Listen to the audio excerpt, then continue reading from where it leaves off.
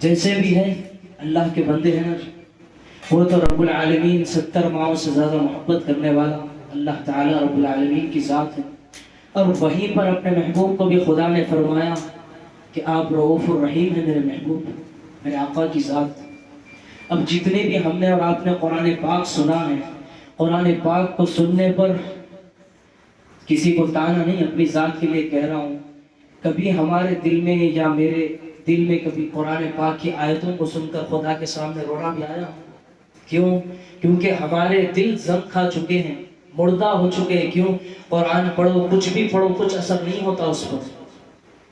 حتیٰ کہ ہمارے حضرت ابو بکر صدیق نہیں، حضرت عمر فاروق رضی اللہ تعالیٰ عنہ یا غالباً عثمان غنی رضی اللہ تعالیٰ عنہ کی بات ہے کہ جب آپ سورہ یاسین کی آیت پاک ہے وَامْتَازُوا الْيَوْمَ أَيُّهَا الْمُجْرِمُونَ، جب اس آیت پہ آپ آتے تو ہچکیاں مار مار کر روتے آپ۔ قرآن پاک تو وہ چیز ہے نا، اب قرآن کو صرف ارے ہم کو مسائل چاہیے، ہم تو قرآن پاک کو پڑھ لیں گے، ہم تو سمجھ لیں گے، ہم تو علم حاصل کر لیں گے۔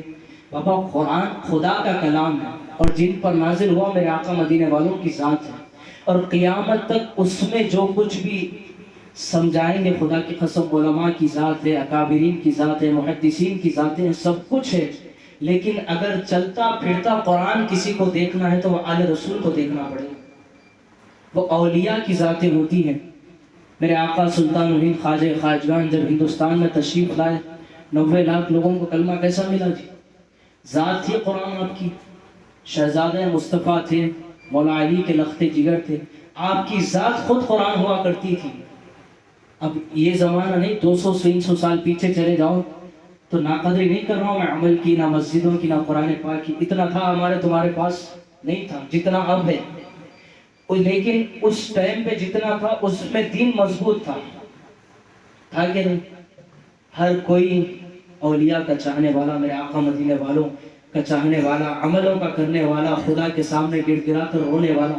لیکن اب قرآن کو لو تو مسائل دیکھو، اب معاف کرنا ہر کوئی اپنے اپنے مسائل نکالتا ہے، ارے یہ ان کے پاس صحیح، وہ ان کے پاس صحیح، وہ ان کے پاس صحیح۔ قرآن خدا نے اس لیے دیا کہ ہم کو تم کو کہ لڑائی جھگڑا مناظر نعوذ باللہ۔ لیکن کیا وَامْتَازُوا الْيَوْمَ أَيُّهَا الْمُجْرِمُونَ کی آیت پر حضرت عمر رضی اللہ تعالیٰ عنہ کہ ہمارے اندر ابھی ہے یہ چیز نہیں ہے تو مانگو خدا کی بارگاہ میں بھی کہ یا اللہ ہمارے دلوں کو تو زنگ سے دور فرما، ہمارے دلوں کو پاک فرما کر اپنے کلام کی۔ اور قرآن پاک کو جب پڑھا جاتا ہے تو ادب سے سننا، کیا ہے؟ ادب سے سننا، اور آیت پاک ہے شاید وہ کوئی حدیث پاک ہے کہا کہ تم پر رحم کیا جائے، صحیح ہے نا حافظ صاحب؟ قرآن پاک کو اس طریقے سے سنو کہ تم ایک دم دل کیا بولتے ہیں اس کو، الفاظ نہیں آ رہے لیکن دل بے چین ہو جانا چاہیے کہ کس کا کلام، خدا کا کلام میں سنوں۔ یہ عاجز بندوں کی عادت ہوتی نہیں۔ اب ہم اور آپ بھی یہاں پر تلاوتیں سنیں قرآن کی، سب کچھ ہے۔ اللہ تعالیٰ سننے والوں کو بھی پڑھنے والوں کو بھی میرے پیر و مرشد آقا کے صدقے میں قبول فرما کر ان کی نسلوں کو نوازیں، ان کو اولیاء کی محبت، میرے آقا مدینے والوں کی محبت، رب کی رضا کا پروانہ اللہ تعالیٰ ہم کو تم کو قیامت تک کی میری تمہاری نسلوں کو دے۔ لیکن سوچنے کی بات ہے نا، صرف رمضان آتے ارے چلو تراویح ہو گئی، نماز ہو گئی، سب کچھ یہ چیزیں عام دنوں میں بھی ہو سکتی ہیں، ہو سکتی ہیں عام دنوں میں ہم اپنے آپ کو ویسا پابند بنائیں۔ 30 دن پوری پابندی ہوتی کہ نہیں؟ جیسا چاند نظر آیا ختم، پوری پابندی۔ اب معاف کرے کسی کو تانا نہیں، ایسا لگتا ہے کہ شیطان چھوٹ کے ہم قید ہو جائیں نعوذ باللہ۔ اور جی بیچارے اس کو تو قید کر دیے، کچھ بھی لے کے اس کے اوپر شیطان وسوسہ ڈالا، ہم کو شیطان نماز پڑھنے نہ آئے، اس کا کام ہے صرف وسوسہ ڈالنا، عمل تو تم کر رہے اس پہ، صحیح ہے نا حافظ؟ اس کا کام صرف وسوسے ڈالنا ہے، انہیں صرف وسوسہ ڈال کے ہٹ جاتا۔ اب ہم ارے نہیں شیطان بھٹکا دیا ہوا ہے، اختیار خدا نے اس کو دیا، انکار نہیں، لیکن اتنا اختیار نہیں ہے کہ تم اگر ارادہ کر کر تم نکلو تم کو نہیں روک سکتا، نہیں روک سکتا۔ کیوں؟ ارادے پر، نیت پر ہے۔ انما الاعمال بالنیات، سارے عمل کا دار و مدار نیت پر ہے صرف۔ اگر نیت کرو تو سب کچھ آسان ہو سکتا ہے، انکار کی بات نہیں ہے۔ پریکٹیکل میری خود بات بتا دوں، اگر نیت کرتے تہجد کی تو خود بخود نیند کھل جاتی ہے، اس کو الارم کی ضرورت نہیں پڑتی۔ اب وہاں پر نیت کا مسئلہ ہے، پھر نیت میں کھوٹ نہیں رہنا، پڑھیں گے، دیکھیں گے، کریں گے بولے تو ختم ہے۔ سنا دیتا ہے، پیرا دباتا، گردن دباتا ہوا تو گلا دبا دیتا ہو جی، ہے کہ نہیں؟ اسی لیے اپنے آپ کو پابند بناؤ، رمضان کے بعد بھی عبادتوں میں ہوں، تلاوتوں میں ہوں. کیوں؟ کیونکہ صرف اللہ تعالیٰ نے اس قرآن پاک، یہ تو امت پر رحم ہے میرے آقا کے صدقے میں، کہ سنو تو اس قرآن کو، جس قرآن کو ہم نے اپنے محبوب پر نازل کیا، کیا کیا ہمارے اس میں انعامات امت کو ہم نے دیے، کیا کیا اپنے محبوب کے بارے میں ہم نے تعریفیں کی، کیا کیا اپنے محبوب کی شانوں میں ہم نے کہا. قرآن پاک میں ہے نا جی، یاسین ہے، طٰہٰ ہے، یا ایھا المزمل، خدا نے کہا ہے. سارے القابات میرے آقا مدینے والوں کے ہیں.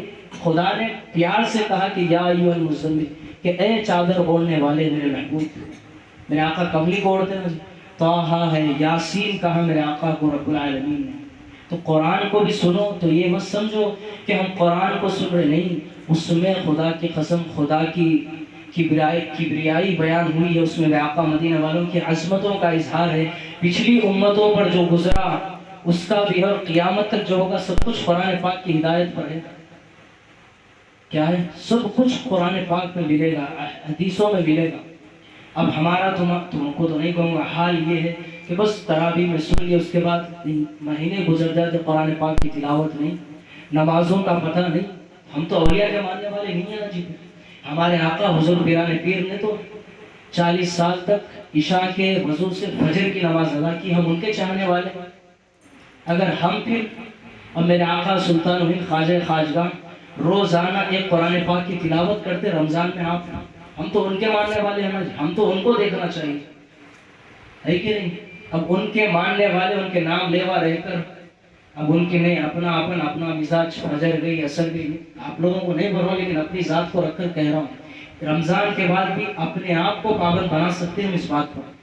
جس طریقے سے رمضان میں بنا دی، تراویح ہو رہی، پابندی کے ساتھ عبادتیں ہو رہی، سب کچھ ہو رہی. ٹائم ٹیبل مینٹین کرو. کیا کرو؟ Time table. ورنہ پھر ٹائم تو ایسا چل رہا ہے کہ ہاتھ میں نہیں آتا ٹائم. پھر ظہر دیکھے تک اثر، اثر دیکھے تک مغرب، ارے کیا ہو، نہیں، اثر بھی گئی، ظہر بھی گئی. اسی لیے رمضان کے بعد بھی اپنے آپ کو ہم بھی نیت و ارادہ کریں رب کی بارگاہ میں، میرے آقا کے صدقے میں، کہ ہم پابندی کریں گے ہر چیز کی. صرف رمضان میں نہیں، عبادتیں صرف رمضان. اب دیکھو مسجدیں اتنی بڑھتی، انکار نہیں ہے کسی کو آنے کے لیے. جیسا ہی چاند نظر آئے، عید کی نماز ختم نہ جی. کیا مسجدیں اس لیے تھی؟ خدا نے، میرے آقا نے ہم کو، تم کو امت اور انسانیت. اب تم ہم خانقاہ والے اس لیے کھل کر کہہ رہا ہوں، اگر باہر کہیں گے تو پھر ارے کچھ دکھ رہا بولتے پھر وہاں. ہم کو ضرورت نہیں ہے، ہم کو تو خانقاہ کا نظام ہے ہمارے پاس. یہاں کا تو سال کے 12 مہینے یہاں کے نظام چلتے ہیں نورانیت کے.